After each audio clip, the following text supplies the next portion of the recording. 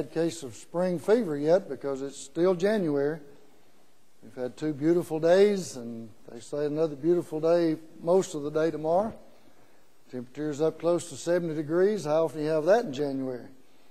But we're blessed with that. Hopefully we won't pay for it with a ice and snowstorm in March or April, but that's, I guess, always a possibility. Proverbs chapter 22 is our study for this evening. Proverbs chapter 22, as we work our way through the various sections, the various proverbs that we have for our instruction, from which we can learn as far as daily matters are concerned. We have emphasized several times throughout this study that you could hardly come up with any aspect of life that is not in one way or another covered in one or more of the proverbs. You begin to think about all the different aspects of life that we've discussed thus far, and others still to come. And of course, when you realize that the author of the Proverbs is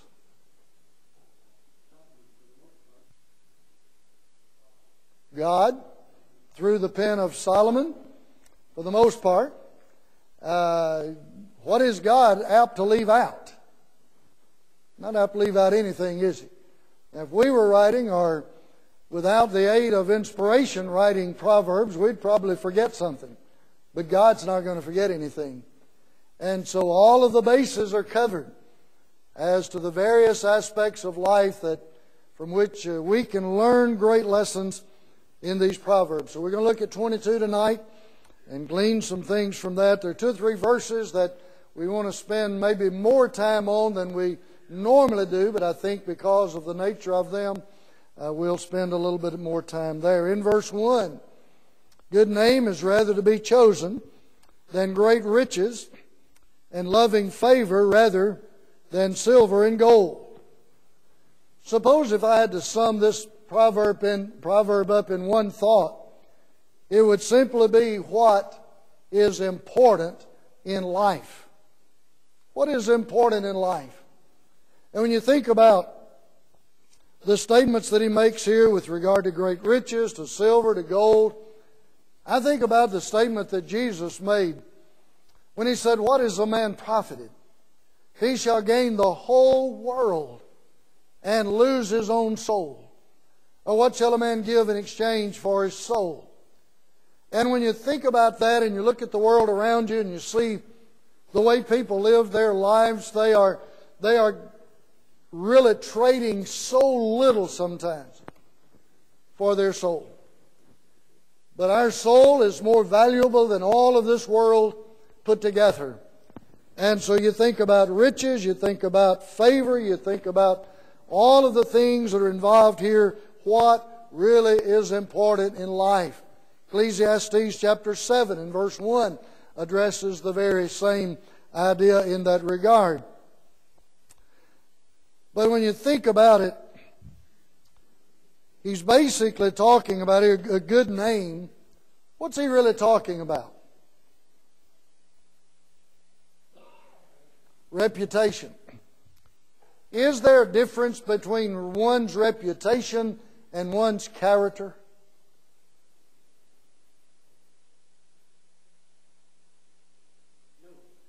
Yes. Maybe. Okay. What is reputation? That's what others see in you or believe in you. What is character? That's what you really are. So you can see just from those definitions, there can be a major difference in one's reputation and one's character. But if we have a good reputation, we would trust that our character would be the same. We would hope that that would be the case.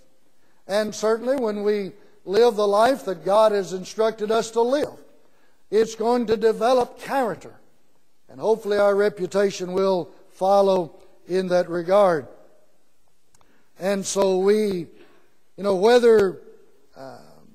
we are rich, whether we're poor, what does that have to do with reputation?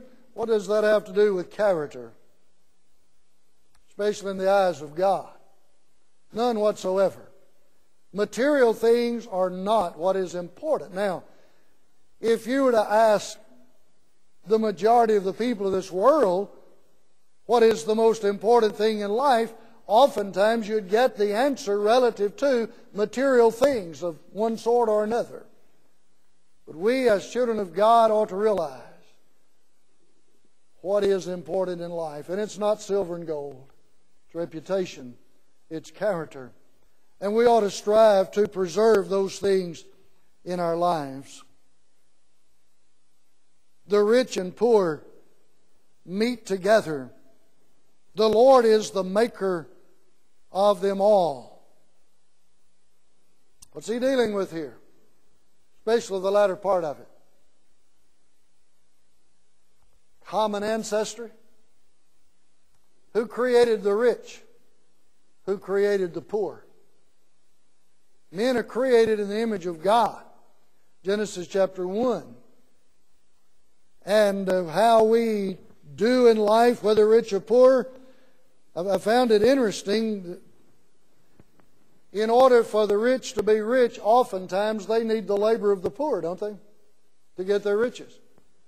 And the poor need the rich in order to have the things they need in life. And so there's a mutual need, if you please, between the rich and the poor. But then you think about this from another aspect. The rich and the poor meet together. There are 2 or 3 situations where the rich and the poor meet together. You got any ideas what that might be? Right here is one of them. As children of God, do the rich and the poor not worship together? Do we have a rich church and a poor church? No. As children of God, we meet together. And as children of God, we have the same Father. What's the difference in the death of the rich and the death of the poor? Death is no respecter of person in that regard, is it? All come to the same end, death. What about the resurrection? We're going to be brought up together, aren't we? John 5, all that are in the grave shall hear His voice. That's rich and that's poor. Those that have done good, those that have done evil. All going to be in the judgment together. There's not going to be a rich judgment and a poor judgment. They'll all be together, all men from the face of the earth. But then what about beyond that? Depends on the life then, doesn't it? Doesn't depend on the rich or the poor. It depends on the life that we've lived, whether rich or poor. And so there are some circumstances in life, even beyond the material aspect of it, where the rich and the poor meet together. The rich should not despise the poor. And we have even some verses in this chapter that address that, as we have seen in other chapters. Nor should the poor envy the rich. Recognize our own particular state in life, respect it for what it is, make the best out of it for what it is, serve God in spite of what it is or is not, and then we can be with God eternally when this life is over. A prudent man foreseeth the evil and hideth himself, but the simple pass on and are punished. Who is the prudent man?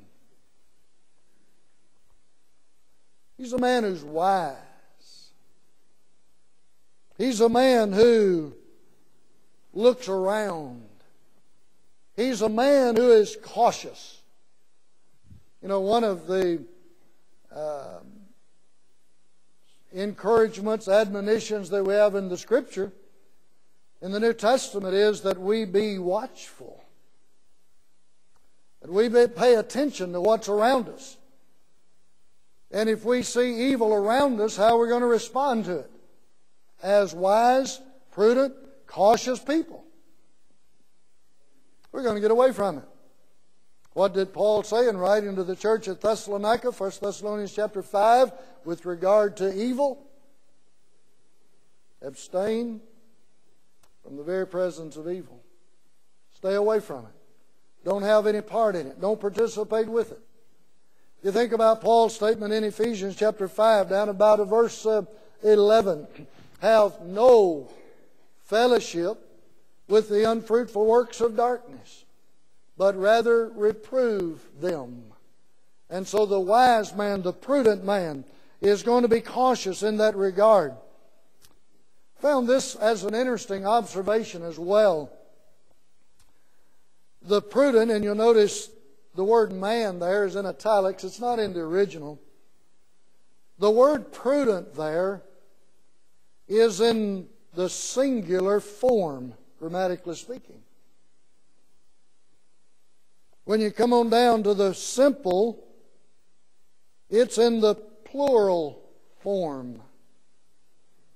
Might there be any significance to that? How many foolish people are there to every prudent, wise person? Many more.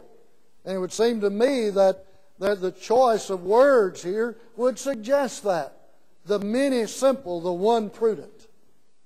And so those who are simple, those who are foolish, they're not cautious, they don't look around, they don't pay any attention to what's around them, and as a result they fall into the snare of evil, and then they're punished for it.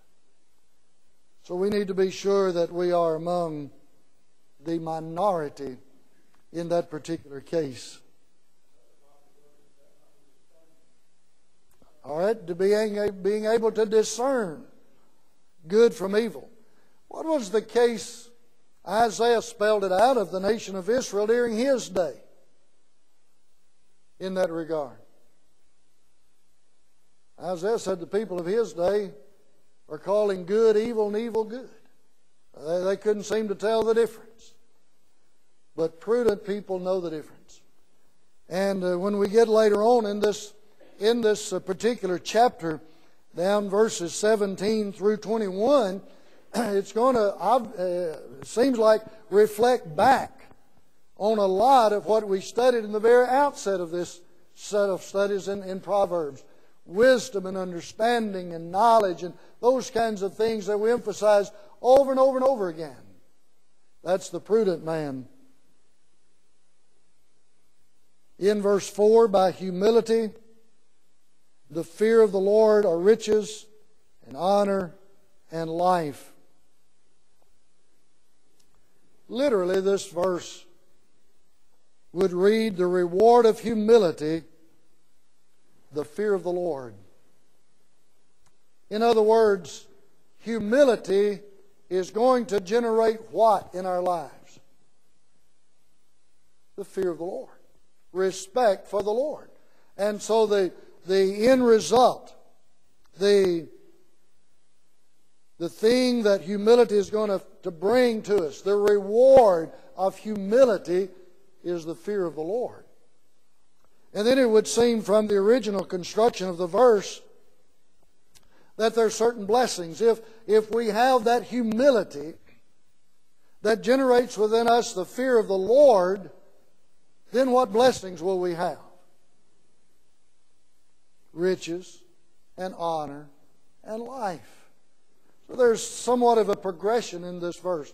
There's humility that produces the fear of the Lord, that brings the blessings of riches, honor, and life to those who are so characterized. How many verses could you think of that deal with the matter of humility? Or the reverse of it, pride and arrogance. I mean, we've seen numerous verses already. Then the Proverbs that address the proud look, the arrogant attitude of people. And it's certainly never spoken of in a positive, favorable light. Always out of caution or out of rejection by God for those who have that kind of life. Thorns and snares are in the way of the froward. He that doth keep his soul shall be far from them. Thorns and snares. What picture do you get there? The picture of a beautiful rose garden? No. That which is harmful.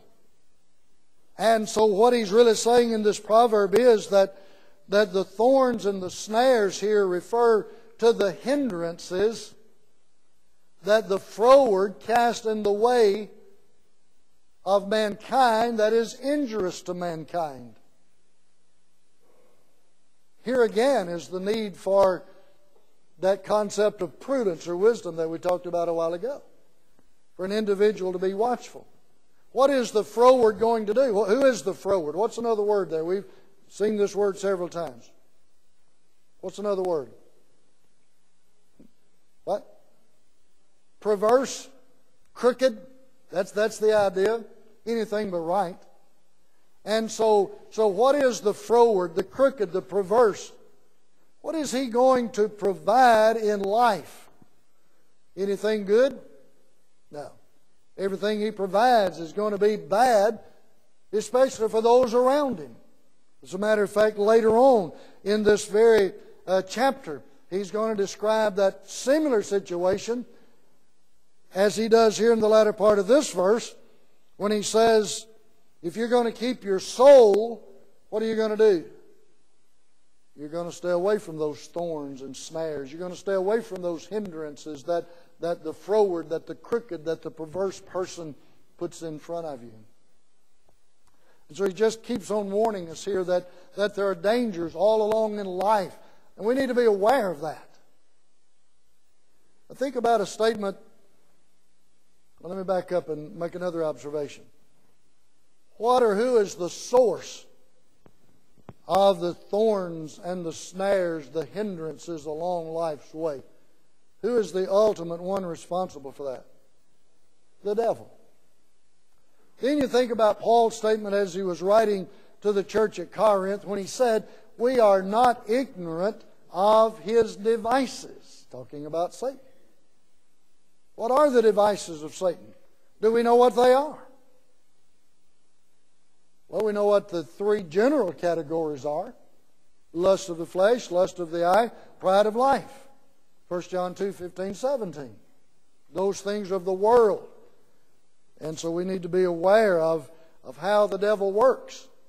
And when we see the devil at work, then we can know, hey, as a wise person, it's time to get away from this situation. It's time to go a different way, lest I be affected, lest I lose my soul in this regard. So if you're going to keep your soul, you'll be far from these things. And I found that last phrase interesting. Thorns and snares of the froward. He that doth keep his soul shall be what? Far from them. What about those people who would suggest to you that they can just get right up next to sin and not be affected by it? I've always loved the expression that Brother Marshall Keeble used to use. It is impossible to play around on a coal pile without some of the black rubbing off.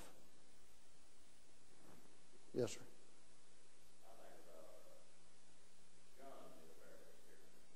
Exactly.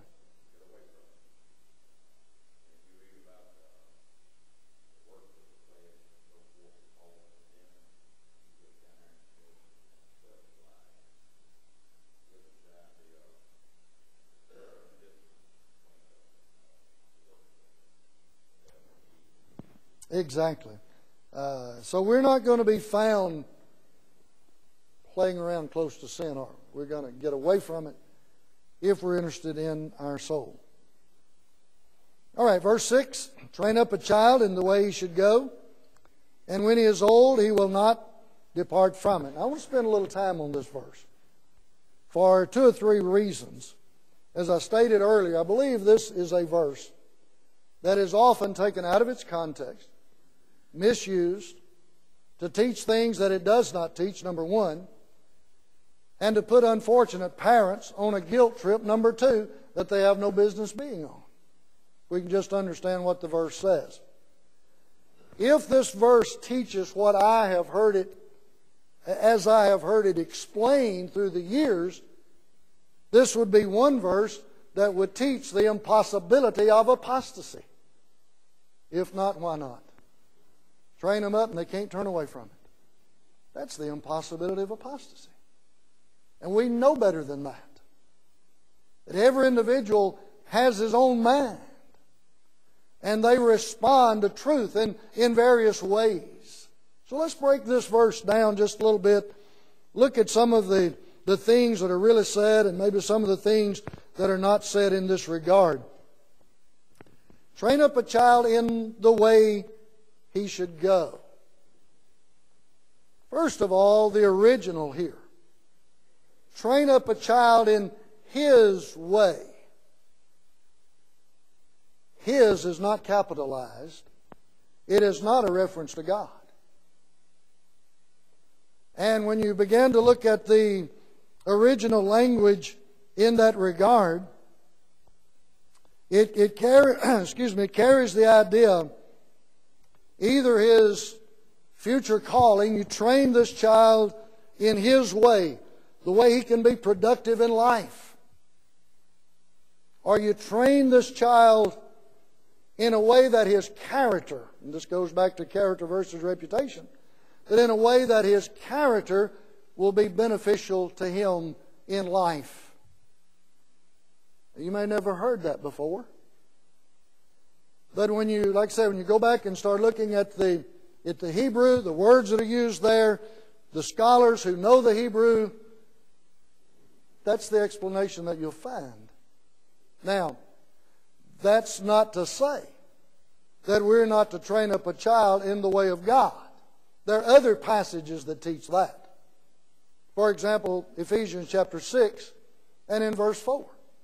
Fathers, provoke not your children to wrath, but do what? Bring them up in the nurture and the admonition of the Lord. So there's your verse that teaches that. But this seems to carry a totally different idea than the way it is often explained to us in that regard. But I want us to look at the word train for just a minute. The word train carries the idea of putting something into the mouth to give, to be tasted. That's the literal definition of the word. The illustration that's often used in that regard is a mother or a nurse who will begin to test various foods with a small child, put a little bit in the mouth. Let them taste it. Let them see if they like it or not. That's the word train here. So in that idea, it carries, it would seem to me in that regard, that we are basically providing elementary instruction to a child. Now, that's kind of the definition of the word train. But I want you to think about some other aspects of it as we go along. Train involves two people, doesn't it? It involves two people. Who are they? The trainer and the trainee. Now, when you look at it from that standpoint, there's would that not suggest dual responsibility in this verse? I mean, we have, I think for the most part, put the entire meaning of this verse on the trainer. And then when things don't turn out so well, we want to always blame the trainer without giving any consideration to the trainee. But the word train suggests both. Dual responsibility. You have the parent, obviously in this case, and you have the child. The parent has the responsibility to put it out there, but what does the trainee have the responsibility of? To take it in. So again, you've got that mutual responsibility. So the trainer can only do so much. The trainee has a responsibility as well. And so I think if you look at it in that regard, The word train also suggests to initiate. The responsibility of the trainer is to initiate certain things in the life of the trainee. Get some things started. Show them the right way. Show him his duties. Show him dangers. Show him blessings. Go back and think about some of the early Proverbs that we looked at. What was the admonition there? The admonition was to the sons to do what? Heed the instruction of the father. Heed the instruction of the mother. There's that responsibility. And so when we began to explain this verse by putting the total responsibility on the trainer and putting the trainer on a guilt trip when the trainee doesn't turn out so well, we have totally misapplied what this verse has to say. There's a dual responsibility. Not all training is received.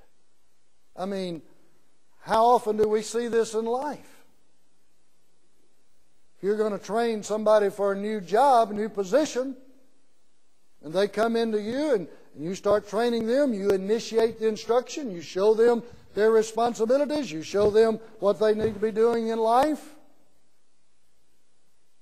Does that mean they're going to do a perfect job once you leave them on their own? No. They may be sitting there thinking about last night's ball game while you're giving instruction. Then where are they going to be when you leave them? Ignorant of the responsibility that they're supposed to be learning. And so you've got that dual responsibility. You can't get the trainee out of this verse. There are two people involved here. Just the word train itself in that regard. But then when you go beyond that, some of the areas of training, this is where we get into not only some aspects of the secular, but also aspects of the spiritual. Manners. The children need to be trained in manners. Well, probably more so today than ever before, because it seems like they don't have a lot of manners anymore. In their thinking, reasoning, considering,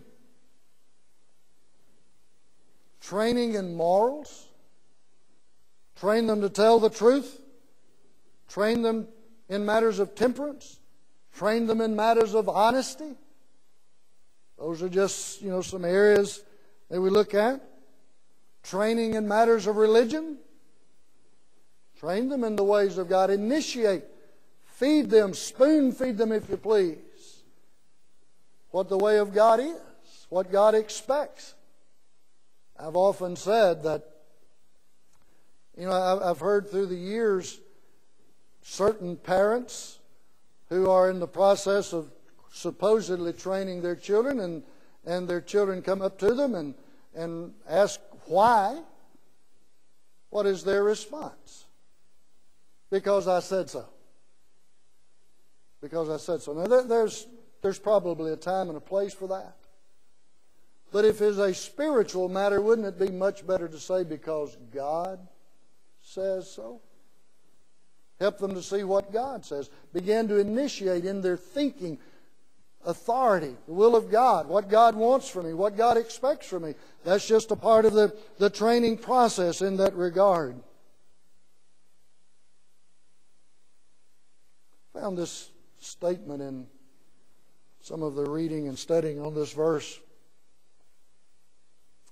Not the best training of the very wisest parents in the world can positively secure goodness and wisdom in their children.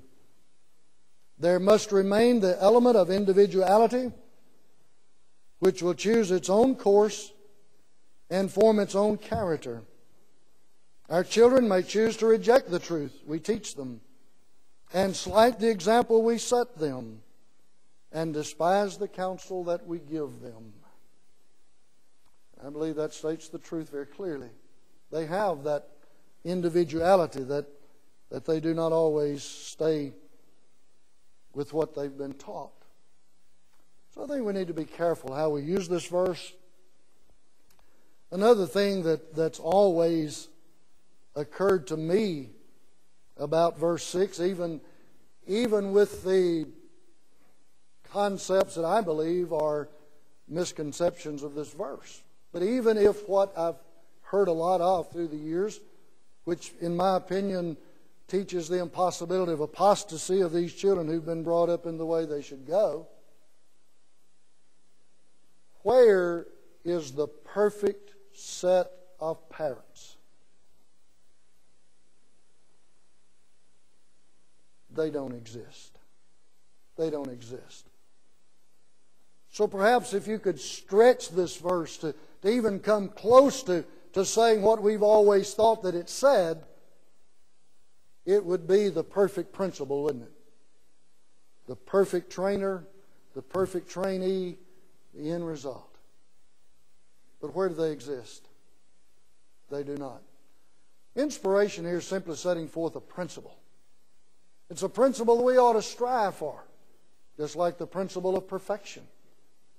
We're not going to reach a perfectly sinless life here on this earth. But we have that goal set before us, don't we? Jesus left us an example that we should follow in His steps. Can you follow in the steps of Jesus perfectly? Why, no. But we have the example. I believe that's what we have in this verse. We have the example. We have the principle, the pattern, the example that we as parents ought to strive for every day in the rearing of our children. But if our children don't always turn out well, don't always blame the trainer totally and completely. It may be the case of the trainer failing to train. But don't forget the trainee and the individual responsibility that they have as well. This is not a one-way street. It's a two-way street. So let's think about those things with regard to this verse. Yes, sir? Okay. Okay.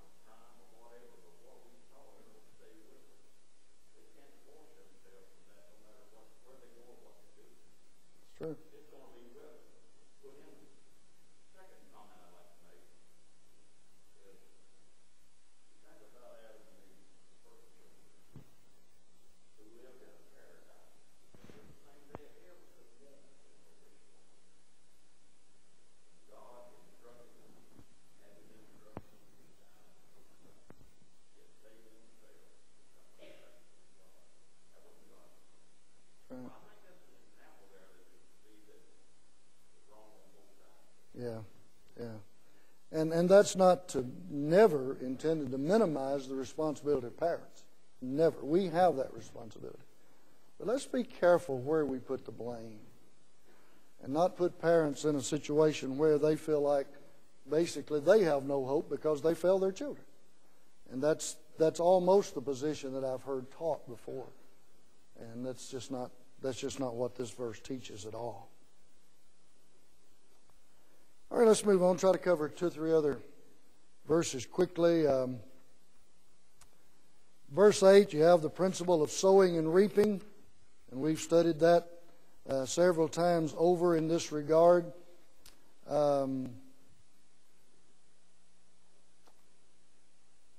Verse 9, he that hath a bountiful eye,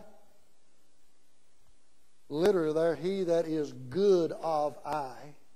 I'm not talking about your eyesight, but the eye that sees good. The bountiful eye shall be blessed. For he giveth of his bread to the poor. You have a benevolent person. You have a person of liberality suggested in this verse. And that again is the thing for which we ought to strive. cast out the scorner, and contention shall go out. Yea, strife and reproach shall cease. In chapter 26, verses 20 and 21, you have a similar thought, and you know the principle that is involved. If you don't put any wood on the fire, what's going to happen? It's going to go out. So basically what he's saying here is a scorner is just fuel to the fire. Where a contentious person is, you can expect strife. Where there's no scorner, where there's no contentious person, that's going to cease. Well, you see that slothful man again in verse 13. Interesting here. Man that doesn't want to work is going to do what? He's going to find an excuse not to work. What's this man's excuse? Oh, if I go outside, there might be a lion in the street. Pretty flimsy excuse, isn't it? You know, the Lord taught a parable about excuses, didn't He? Those who were invited to the feast, when they were told it's ready, they all with one consent began to do what? Make excuse. Make excuse. If we don't want to do something, we'll find an excuse. We may call it a reason, and at times we may have reasons, but most of the time we have excuses. But the slothful man, he'll find an excuse. Verse 15, foolishness is bound in the heart of a child. The word foolishness there is just really love of mischief. So here's a child who is full of mischief, and that's not mischief in the light sense like we say. That's the most mischievous child. No, that's not what this word means. This is sinful and mischievous. Okay? Foolishness is bound in the heart of a child. So how are you going to get it out of him? Set him in a corner, put him in timeout? That's what modern society says. God, through Solomon, says, get a rod a hold of him and drive it out. The rod of correction shall drive it far from him. Oh, I know what the law says. I know what we face in our society with regard to child abuse and threats and all of that kind of stuff. But I also know what God says. And when we have to make a choice, which are we going to choose? The way of man or the way of God? Well, that's a choice we have to make. And hopefully we'll make the right one. So there's discipline involved in that regard. Doesn't uphold abuse at all. Yet those who would argue against paddling a child and calling it abuse obviously doesn't understand this verse. Now you basically got the same thing over in chapter 23 in verses 13 and 14. Withhold not correction from the child, for if thou beatest him with a rod, he shall not die. Thou shalt beat him with a rod and shalt deliver what? His soul. Now, folks, that makes it important, doesn't it?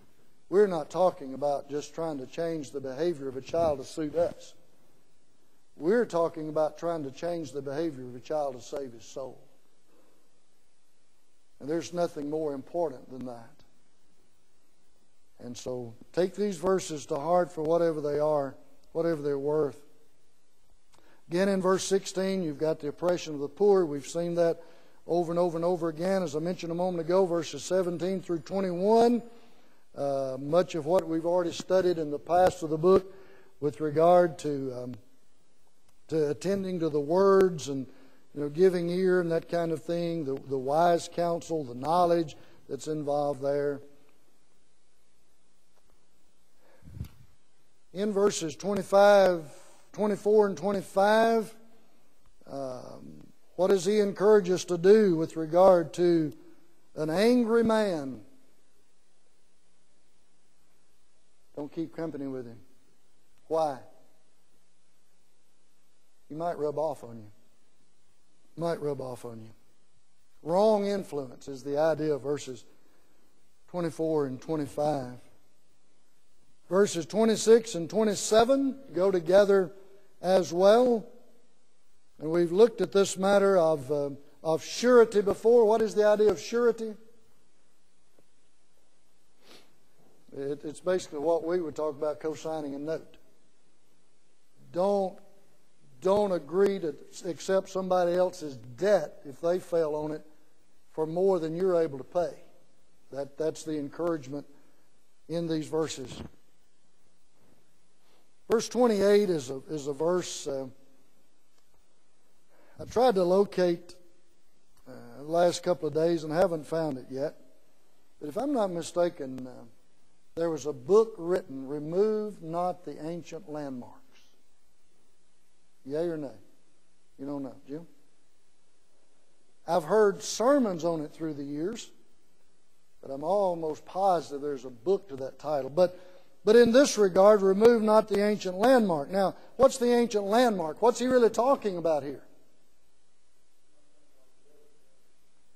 Well, in this particular case, a literal application of it. Yeah. How were landmarks set during the time that Solomon wrote this? What separated fields, for one farmer's field from another? Rocks or stones? Well, how easy would it be for a dishonest farmer to go out there and, as he goes along, kick that landmark over a little bit and claim a little extra land that doesn't belong to him? Really, you're dealing with dishonesty here in removing those landmarks which the fathers have set. You have that principle set forth again in chapter 23, Deuteronomy chapter 19, Hosea chapter 5. You have this principle not just here, but in several places about those ancient landmarks. But, back to Jimmy's point, is there not a spiritual application here as well? God has set the boundaries, hasn't He? God has set the landmark on things of a spiritual nature. Whether we're talking about the organization of the church, the worship of the church, the work of the church, whatever it might be, God has set the landmarks. And if we disregard God's landmarks, then what are we doing? We're removing them, which is a violation of the principle that's set forth in this passage. So remove not the ancient landmarks. Seest thou a man diligent in business? He shall not stand, or he shall stand before kings. He shall not stand before mean men. Now the word mean there has a footnote by it. Who's got a different wording on that word mean? What? Unknown, obscure is the idea there. So a man who's diligent in business is going to be associated with whom? Other people of like mind. Other people are diligent in business. He's not going to waste his time with the unknown. He's going to be out there of people who are as diligent as he is in that regard. And so you have 2 or 3 proverbs in this one chapter that say a lot about influence. And it's really not so much the influence that we exert, but it's a warning to us about those with whom we associate that can have an adverse influence on us. And so Paul makes the statement of principle in writing to the church at Corinth when he said, evil companions corrupt good morals and manners. So we have to be careful that we do not allow those who are perverse or froward to influence us, to corrupt us, cause us to participate in their ways. So you have 3 or 4 proverbs in this regard in this one chapter. All right, we'll pick up at chapter 23, Lord willing, next week.